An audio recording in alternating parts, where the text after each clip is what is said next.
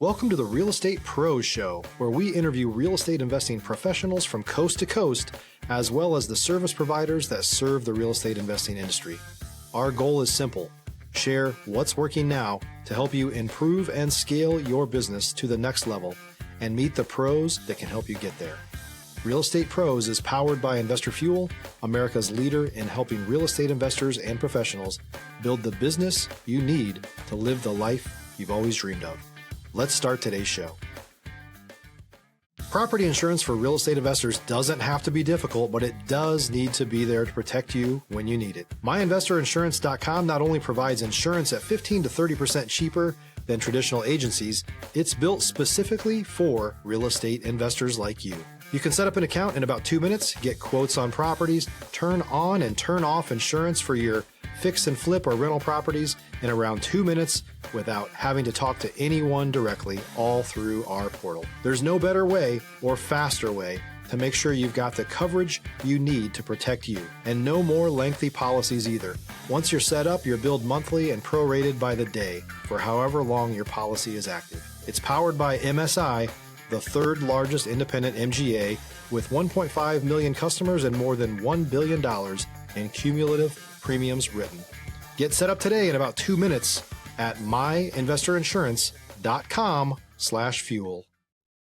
Hey everybody, welcome back to another episode of the Real Estate Pros podcast, brought to you by Investor Fuel, the nation's premier real estate mastermind. I'm your host, Dylan Silver, and today we have Ginger Faith on the show. Ginger is a 30-year real estate investor, real estate broker, mortgage broker, fix and flipper, and now in the commercial space. Ginger, welcome to the show.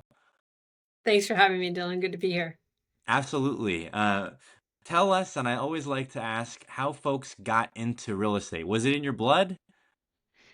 I'm a learner and a reader, and so early on, I read Tony Robbins' Unlimited Power, and this was like in '91 or something. And he said, "You can do anything, just put your mind to it," and all this good NLP stuff. And then I started reading books on real estate, and so this sounds really cool. I like the idea of passive income. Yeah. I was wrong, but it was a good idea at the time. I like the concept. So so I started reading Robert Allen books, Nothing Down, and he said, if you buy one piece of property per year, and then pay it off for 10 years, you get 10 properties, and you use them, or you use the rent to pay the mortgage off, and then after 10 years, you've got your retirement set for the rest of your life. So that was great in theory. I like the idea, and it's actually a good, it made more sense in the 90s than it does in 2025 because of everything we know. But I decided to get a jump on it and buy a multifamily right away. Wow. I said, well, why don't I just jumpstart this? Instead of waiting 10 years, why don't I just buy a multi? Get the multifamily. Yeah, and then I bought another multi, and then another multi. I pulled cash out and bought another multi. So it kind of like became a little Monopoly game because I liked the cash flow. It was fun. That's where so I wasn't in my blood, but money was in my blood, I guess. So I just Tell us a little bit on a granular level for folks who may be new. What was that first deal like? Like, what was the process? What were the thoughts that you were having? Were you super confident? Were you like a little bit nervous? What you mentioned that you had some books and there was Tony Robbins. Tell us about everything that was going on, because I know that for folks who have never done a deal, especially now with all the information, that first deal can seem like an insurmountable task. I think the blessing was I had no information. So with the confidence that usually accompanies ignorance, I forged right through thinking this is going to be easy. So I actually had a realtor that I called from one of those papers, and I said, I'd like to buy a rental property, and he says, oh, that's a great idea. My friend so-and-so just bought a triplex, and all he does is collect rents, and he bought a Porsche. And I thought, no, it was a Jaguar. Sorry, it was a Jaguar. And I was like, I can collect rents and buy a Jaguar. I can do that. Yeah, that's it. Great. So I can do that. I know I have the skills to do that, right? And so that was literally what started me on it. And I found this dilapidated 6-family Victorian building, absolutely awesome, Widow's Peak, mahogany library. It's just cool. But it was a Yeah. 6-family, but it was really dilapidated. It was like 3 colors on the outside. And I started just like, oh, this is cool. Let me play house. And I started dolling it up, just like my natural thing. It was Yeah. cream and pink and purple and like a painted lady. It was very organic back in the time. I think having less information was beneficial because you just kind of look at what's in front of you and you just do the next thing and the next thing and the next thing. And as soon as I painted the outside, I had people lining up with literally handing me applications. Like I didn't even Wow. have an application. They're like, here, take this. It's me. Here, I want to move in and don't worry about fixing the place up. Just give me some paint and some spackle and I'll fix it. And I would just let people go in. Oh yeah, no, go ahead, go fix the place up yourself. And this was in San Francisco, this Oh, this is in Boston area. in Boston. Okay, I lived in Boston for 6 Boston, years. yeah, yeah, yeah. Which So part of one of the Boston was it? Oh, it was I was in Newton, and Newton. I Okay, had yeah. property in Brockton. My first flip was in Brockton, and I had Hmm. property in Fall River. Stop living on an island and join the #1 mastermind in America for professional real estate investors. Investor Fuel is a community of hundreds of the nation's top investors working together to build stronger businesses and better lives. In addition to the amazing community of real estate investors acting as a board of advisors for one another, Investor Fuel members have access to 100% funding on purchase and repairs for our members only, a health insurance program, and benefits and discounts that more than pays for the membership of most of our members, meaning it's actually costing you money to not be a member of Investor Fuel. If you're looking to scale your business and build a business that allows you to live the life of your dreams, please visit investorfuel.com today and book a call with our team. Okay. I lived in Jamaica Plain, Okay. and there was one area, I'll remember it later on in the podcast, but it was outside of Jamaica Plain that I lived in as well. Um, so Boston, wow, lots of stories. Yeah, yeah. But it sounds like you went in with a lot of conviction and confidence and had your realtor. Was there people in your life who you could point to and say, hey, they're doing something similar? Or was this something just you went out on your own and started doing it? Nobody, literally nobody. In the process, I met a few people, of course, right? Once you get involved, I started meeting people. And so the guy who sold me my second 6-family, he was a broker, a realtor broker, and he was an investor. And he and I became great friends. And we're still friends today, even though I live here in California now. When I say great friends, I call him like once a year and we talk for an hour, like, Yeah. but we have a good relationship. Last time I went out to Boston, we had lunch, so, but we have this compadre because, we were both working, he went way beyond me. He was even more of a workhorse than I am. And he just kept going. But yeah, no, I didn't have anybody in the beginning. But you meet people on the way, some good, some bad. He was great and helped out with, my learning but there wasn't a lot of information like there is now. You were really, I'm impressed because, sometimes people will say I had an electrical engineer who got his first property. I want to say it was in Connecticut, and it was a multifamily, and he said that he did like lots of extensive research and bought lots of books before he jumped in. And you almost have an opposite story. You called up a realtor, you read a book, and you were like, let's do this. Yeah, and the reality was, here's the thing: is I was cheap, and I ran the numbers. Okay, so he was showing me all these big fancy places because he said, "You're a classy lady; you should be in all these fancy places." But I looked at the numbers, and then I was like, "You're getting how much for rent?" And I would just do. I'm like, "How am I going to pay this?" And that was kind of like that. That's where my benefit was. Like all I did was like pencil out the numbers, an old-fashioned calculator and a pen and paper.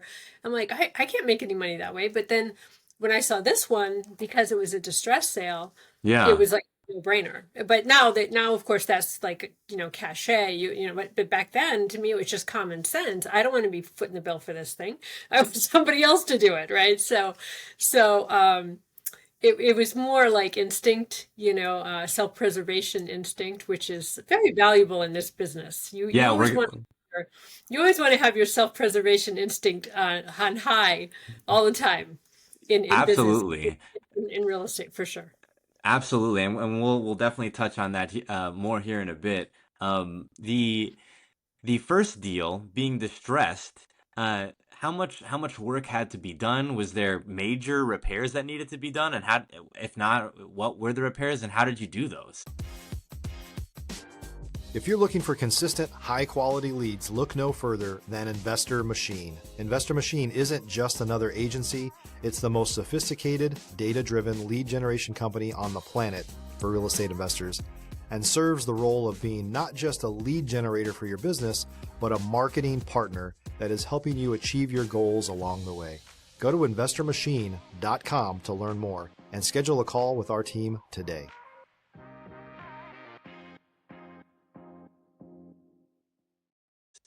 Yeah, so it goes back to my being cheap, right? So the first thing I did was paint it, which is cheap. Yeah, Paint makes it what it ain't, right? yeah, So it looks good. And then it's more like you kind of look at things like, oh, that needs work, or oh, that needs work. And like I said, people came into the property and they liked it and they just did their own work. And that was like great. I mean, who does yeah. that? Who does that? Nobody What does is it? Yeah, did that. It was a cool property. It was a cool location, beautiful property. So it had value. Once it looked nice on the outside, fixed the boarded windows, stuff like that. was So it was a multifamily, was it it? was six family. Yeah, it was a six family Victorian. Okay, and you said that you had people like quite literally like handing you applications, like you didn't even have to Telling put me it that they in. would fix it themselves. They would fix the place themselves. Yeah. So it was crazy. It's just so I just handed them materials and they just fixed it themselves. Now I didn't have any concept of QC or safety or insurance. So like, yeah, go fix it up. Okay, go. Give me my rent. That's all. I just want my Jaguar. That's Yeah, that's it. it. I can buy the rental property and drive the Jaguar. I'm capable of that. Were you in Boston yourself at the time? I imagine in that area, right? Yeah, I was there. Yeah, I was living Okay. there. I didn't move here to California until 2001. Okay, okay. So as an aside, you've done the coasts. You've done the coasts. Mhm. Yeah. I'm imagining you like California better because you're there now. I love, just the weather. The Just the weather weather. is nice. The Just weather, the weather. Yeah, yeah, California is not, isn't as it's not exactly as the Beach Boys depict it. yeah, yeah. I You know, I lived in Boston for 6 years. The Charles River, which is their river, froze. It was so cold. I still can't believe this happened, but for people who are in Boston, they'll know this is true. Boylston Street, which is like kind of their Fifth Avenue, if you will, would get so cold with so much wind, people would walk backwards down the street, like to avoid wind chill in their right. I face. did that because you can Yeah, put your hood up and then you don't have to worry about like, yeah, freezing your face off. Yeah. I remember there was one time in particular that I saw a whole street of people, and I'm new to the area. And I'm from New Jersey. I'm like, I'm not gonna wear a scarf. I'm not gonna wear earmuffs. I'm 18 years old. I'm thinking I'll be fine. You're freezing. You'll get burns. So you're Yes. walking backwards. So that's a funny Yeah. little You have little aside. icicles on your eyelashes. Yeah. Yeah, I can't do it. I can't do it. I said someone said you need a balaclava, and I said I don't really like Greek food. And they're like, no, the scarf. And I thought they were talking about like baklava. And they were like, no, the it's like on your face. I was like, Funny. oh, okay, okay. That's Um, funny. but fast forward a little bit. You're a real estate broker and a mortgage broker, but also an investor yourself. And it sounds like you were an investor before you were a real estate broker and a mortgage broker. So how did that happen? How did that pan out? It's really simple. Again, I'm an opportunist and I just kind of like I go by feel as you can see, hear by my stories. So I came to California and I looked at the numbers and I'm like, well, this doesn't make any sense. I'm not going to make any, my little pencil, it doesn't work. This doesn't pencil. So, so where can I make money if I want to live in California and have the warm weather? Well, mortgage brokering in 2001 was hot, hot, hot. The rates were dropping, dropping, dropping, dropping. I got a mortgage broker license in '01. When I was told that you couldn't, people didn't know that there was a special license that you could get, a CFL, and I got that right away. Took some classes. Then in 2005, I got my real estate broker license only to Hmm. help my clients because I could get better deals. Having both licenses, I could get better mortgage rates for my clients. Yeah. But then in '08, everything changed. And then in a couple of years, I realized that, oh, wow, these numbers look different. So now Yeah. they do cash flow for, then it was tight for a while with the rents because the rents were really low too. They got hit hard in the crash as well.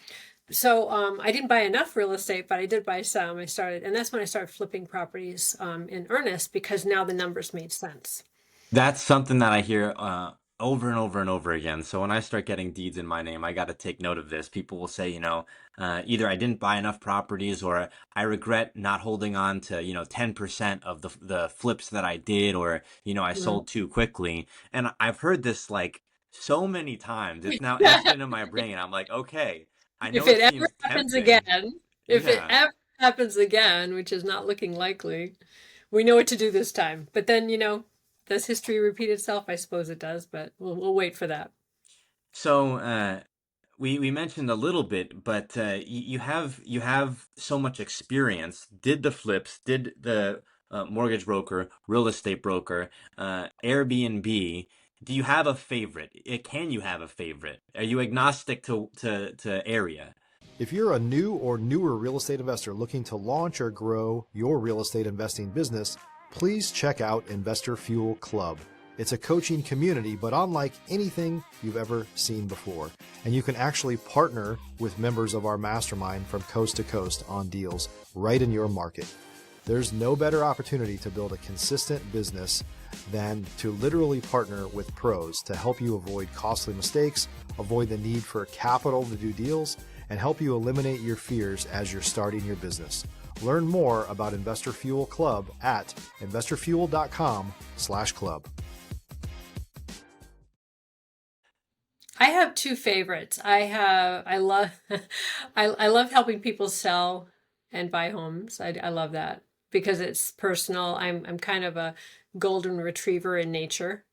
That's I like helpful to, in this industry, yeah. yeah, yeah, I like to help. So that's fun. And then I love decorating. So Airbnbs are fun for me from that standpoint. But I joke with I have a couple investor friends and I said, I just like to decorate and collect the money. so, That's the so fun part, yeah. it goes back to my original intention for the Jaguar, which I never got, by the way. I just like to collect the money. So when it comes to the investing, honestly, I like decorating and I like collecting money. Those are my skill sets. And I like helping people. So that's why I like hospitality from that standpoint, making people feel, what makes me really happy is when I have the books, the guest books, and people write in it, like they had their wedding, Yeah. by and all that cool stuff and like, oh my God, this is amazing. And I name my Airbnbs. They have names, and they have one of them has each bedroom has a name, the boho skyloft, the garden room. So, I have fun with it. I like to elevate people's experiences and elevate people's lives. And that's Yeah. where the decorating and then the making things fun. And I do the same thing in my real estate brokerage. In addition to having competence in helping to place people in homes or get their homes sold, that extra touch, those extra touches are things that make me kind of juice me a little bit. I have two Airbnb questions. So the first is, do all of the Airbnbs or maybe individually have themes? Yeah, I have the Cowboy Farmhouse. I have the Heart of Heaven Homestead. I have the Magic Manor.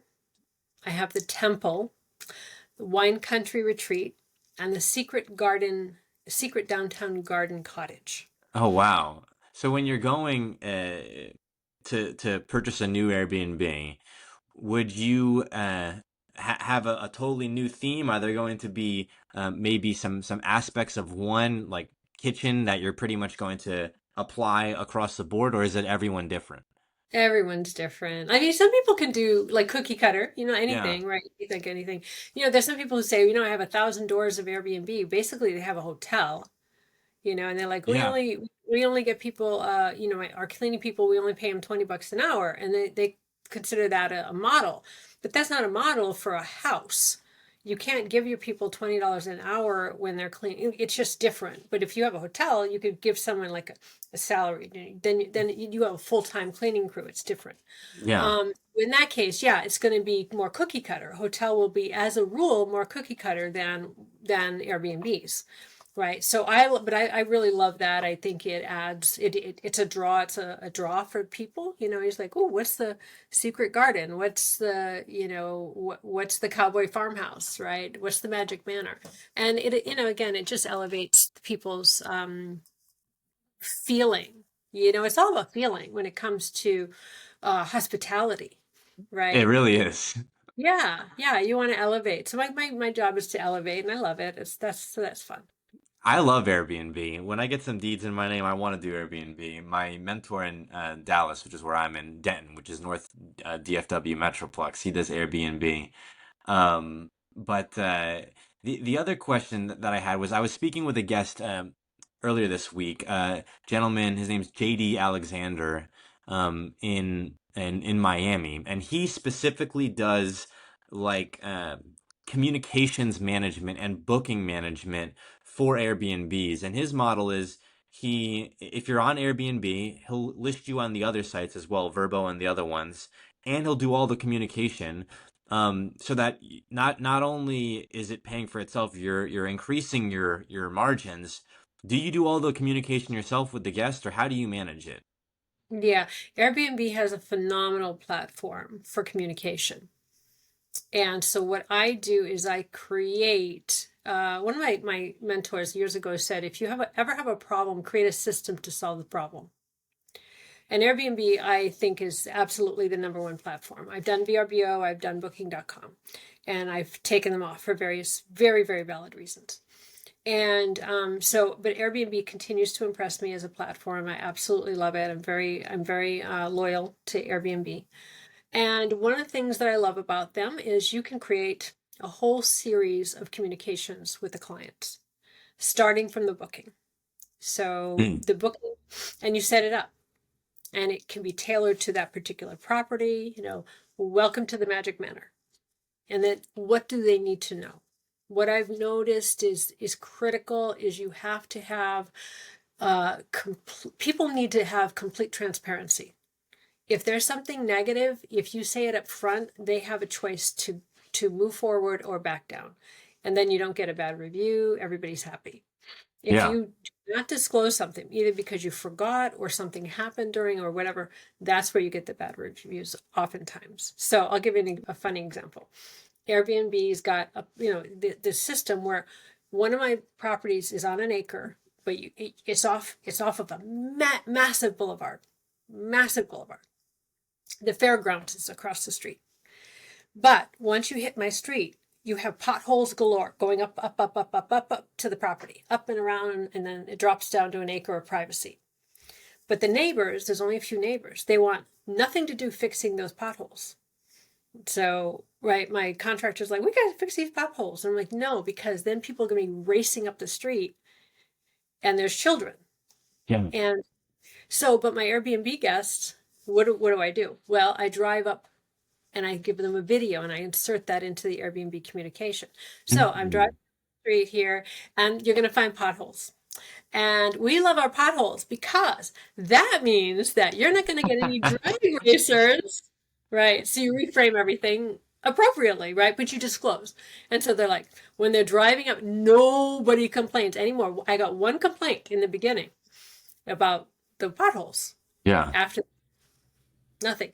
So every single thing, can you change it or can you frame it? Can you disclose it? Like how, so but so there you go. I hope that answers your question. No, yeah, absolutely. I that talk about the framing and salesmanship and fair communication, like that's the name. Disclose, disclose, disclose. and Yeah. the potholes actually, protecting the neighborhood. So that's Right. awesome. Right. Um, Before we hopped on here, I mentioned to you, one of the things I'm personally passionate about is just the power of fanatical networking, I call it, or being a networking junkie, guerrilla networking. And that's how I'm sitting in this chair, was through a cold call that I had made for a property that I had under an assignable contract when I was living in San Antonio. Property was in Azle, Texas, and I called who's now my mentor. He wasn't interested in the property, didn't like my photos, told me I didn't know what I was doing, but we somehow became friends. And then he referred me to Mike Hambright, who's the owner of our podcast.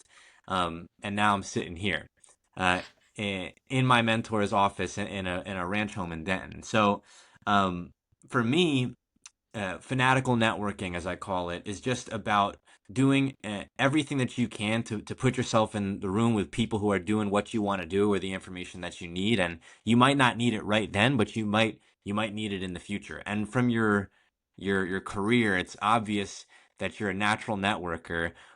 Is that a skill that you've honed over time, or has it just been second nature to you? Yeah, it goes back to I love people. I really do love people. So definitely there are skills. I don't think we're all natural charmers.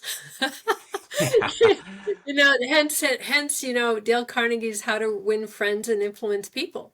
Yeah. I read that in my 20s and I realized, oh my goodness, I'm doing a lot of things wrong here. And so I start changing things and then change things again. And so what I am a natural is a learner. And I'm humble enough to try to make changes if I see I'm going in the wrong direction, which, I do. I was on a long drive to Los Angeles last week, and in my meditation, I was really, Ginger, you need to change a few things about this and that. I'm like, oh yeah, like it came up as a meditation. Like I'm still like, oh, tweaking things. So in my personality, so no, I don't. I think I love people, but I don't think I'm a little bit more of a pleaser, and I've had to learn my way out of that because Yeah. it's not the place to be when it comes now customer service. That's where you can be a pleaser. Right. When you're coming to investing, you don't want to be a pleaser. You need to be a negotiator. You need to be more emotionally level, more like straight playing field. It's a whole different conversation, and so I would say that my skill sets were developed more being a negotiator over time. And there's still so much to learn, but and there are people better than me, of course. But yeah, so there you go. Just a natural learner. The thing that clicked for me, talking about like skill sets that develop, I was not a networker, but what I realized was that there are people charging for their time just to get in the room with them. And I was like, people can charge for their time and like people will pay that. And so then I realized, like, talking about the negotiations thing, I came from a car sales background. So we would do lots of car deals.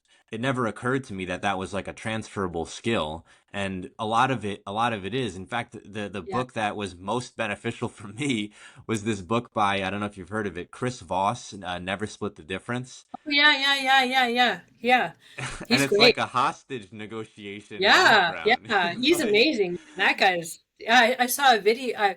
It's so funny. I had the book because one of my mentors recommended it. It was on my coffee table, and I'm watching YouTube and I'm listening to this guy and I'm like, he's really smart. Wow, this is really cool. And then it was like, oh, what? Chris Voss. Wait, wait. I have his book. It was like, yeah, that's right. That's how it happened for me too.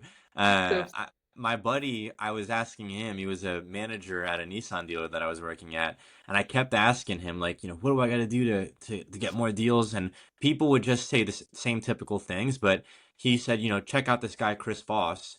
And then I saw him. He was already, because the algorithm unites us. He was already like in my feed. So I was like, oh, yeah, that's that guy that I've been seeing. I just yeah. bought the book. I bought the book. I bought the hard copy. And one of the things just about the book, this is real granular, but they talk about like radio FM DJ voice. So then I Right, like right, right, would right, start right. doing that, and I was like, I can't believe this is actually a thing. But like, yeah, you're calm, they're calm, no one's freaking out. And that's a book you could sure probably read once a year. Yeah, for sure. So that's a good one. I'm gonna go grab that off my shelf again. Yeah, Yeah, me that's a good. too. Yeah. Um, pivoting here, you're now in the commercial space, which, um, God willing, I'll be a realtor here in April, provided that everything goes well on my exam at the end of the month. But everybody that seems like is getting into real estate wants to be an investor, wants to be in the commercial space. So, how did you get into the commercial space?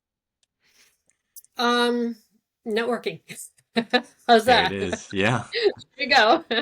Networking. Now I'll make a sidebar. I mean, I bought a piece of commercial property years ago, but it didn't work out. I was a limited partner, and the gentleman passed away, and Mm. it was during the crash, and so I lost my 100 grand. Mm. And that was it. I never got involved again. But there's a group, Scott Shield. I go visit the Commercial Academy. I met him in 2010, but I was too busy flipping residential, so I didn't do anything about it. And then my girlfriend, who was a top-notch car salesman, decided to get into real estate, and she's very strategic.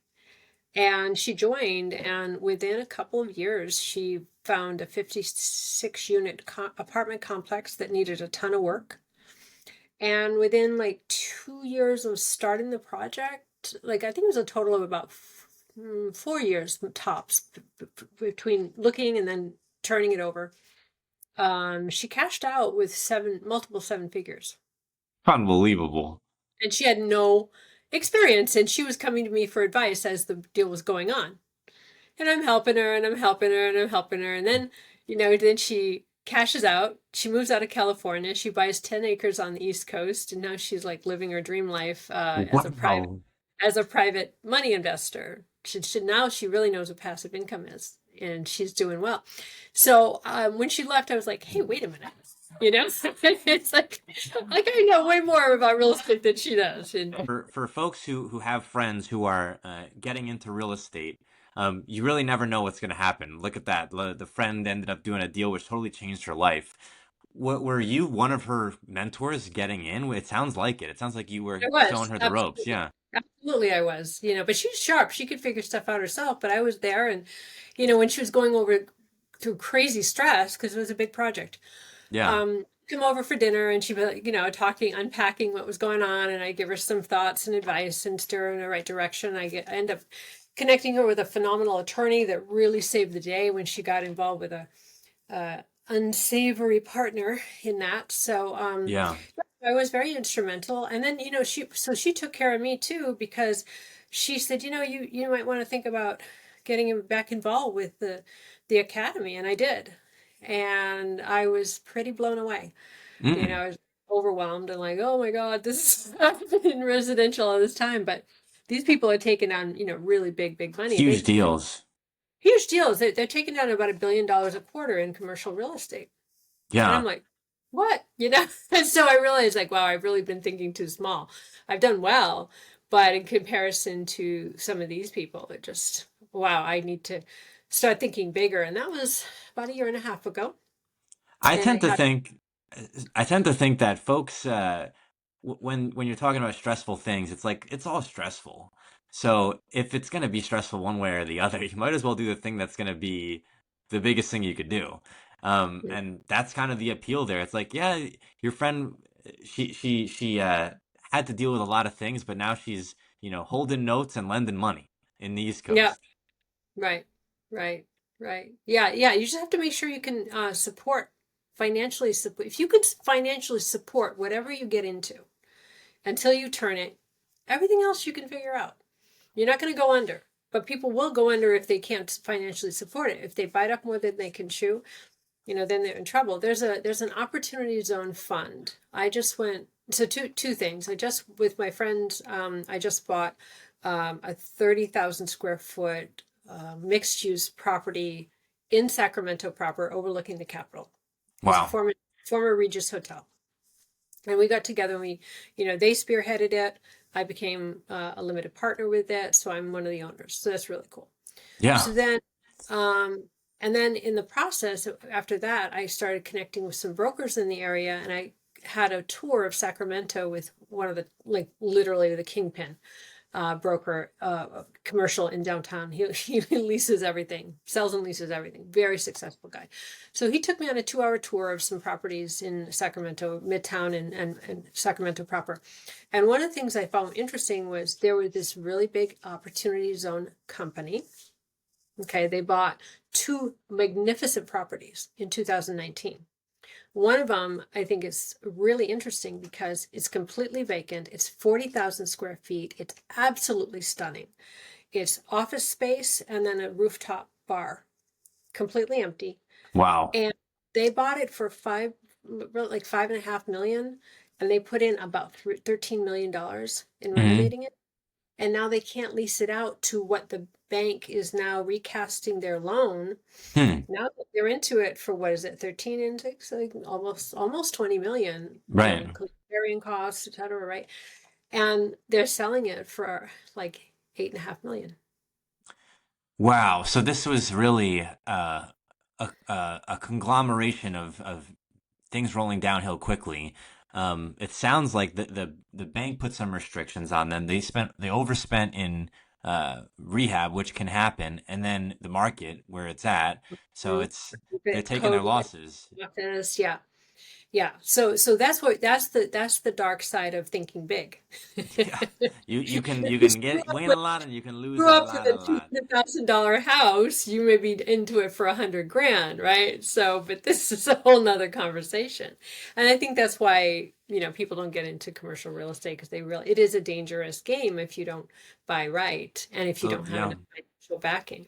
The So leverage it's that's something there. to be very, very, respected. It's a game that needs to be respected. And yet there's tremendous upside, so. Ginger, we're coming up on time here, but with all your experience and the many areas of real estate that you've been an operator in, from talking with you, it's clear that building these relationships, these strategic relationships, people that you trust, and through mentorship and different opportunities, and through a constant thirst for knowledge, you've been able to do everything that I could think of one could do in the real estate space, or part of almost everything. Would you say that relationship building is really the key to everything here? No, I think it's a piece of the pie. You need to analyze deals. It depends on the area, right? The cool thing about real estate. The cool thing about real estate, what I like to tell people is that, if you find out what your natural genius is, and then you focus on your natural genius, it can actually take you very far. As long as you plug in the holes with competent, trustworthy, high integrity people, whether that be a VA, whether that be a partner, right? Because if your natural genius is people, and you can find somebody who, like, they're just a numbers cruncher. They're very comfortable crunching numbers, and they don't really want to be out there. And then you got rocket fuel, provided you trust each other. So I've got friends, like couples. The wife's the number cruncher and the executor, and the husband's the go-getter networker kind of thing, or vice versa. Right? And you were doing both. I'm doing both because I don't have a partner at this time. But I have a lot of partners, but not not a single partner. So I end up hiring things out. Yeah. That I am not as good in, but at the same time, when it comes to the numbers, the buck stops here, 100%. You've got to be, Warren Buffett says everybody should have some accounting. You take some accounting classes, because if you want to make money, you got to be comfortable with numbers. And if you're not comfortable with numbers, you have two choices. You can get comfortable with numbers, you can learn, or you can not have money. So that's really right? I completely agree. My mentor and I have a phrase, we call it asset management, which is like everything is coming down to asset management, like your daily decisions. He was he worked for Edward Jones before he got into the real estate space. So that was, what he was doing. And it's spilled over to me, because now I'm looking at everything I'm doing on a very, on a low level, on a humble level, and thinking like, okay, is this the best use of my time, my money? And on a big level, evaluating deals is the same thing. So, to your point, Ginger, it's not just, connecting and being able to do that and selling, it's also deal analysis. Hmm. For sure. For sure. Yeah. Well, folks, Yeah. I've seen the most charming people go bust. So, that way, yeah, it can be a dangerous game. We're coming up on time here. Ginger, how can folks get a hold of you? just Ginger Crystal Faith, real estate broker. I'm on LinkedIn. I have a couple of, I've got a YouTube channel, Facebook, Ginger Crystal Faith Real Estate. Just, it's pretty easy. I'm the only Ginger Crystal Faith, I think, that's in real estate. I So, think so. I think so. yeah. I've only ever heard of one of you. Well, folks, that wraps up the show here today. Hope you got some great value, and know that analyzing these deals, being able to connect with a lot of people, can help you start from just being someone on the outside to being on the inside, to flipping 52 properties, to being a real estate broker, mortgage broker, and more. So until next time, this is Dylan Silver with the Real Estate Pros podcast, and thanks for listening. Thanks for joining us for today's Real Estate Pros Show. You can learn more about the amazing benefits of the Investor Fuel Mastermind community, including surrounding yourself with hundreds of other rock stars, 100% financing for your deals, and members-only discounts from vendors you're likely already using that, as a member of Investor Fuel, will save you more than the cost of your membership. Visit investorfuel.com to learn more. If you're interested in joining us as a guest of this show, please visit investorfuel.com/pros to apply. You can also check the show notes for access to free resources, how to get access to world-class lead generation, and much more. Don't forget to subscribe so you never miss another episode. Have a great day. We'll see you on the next show.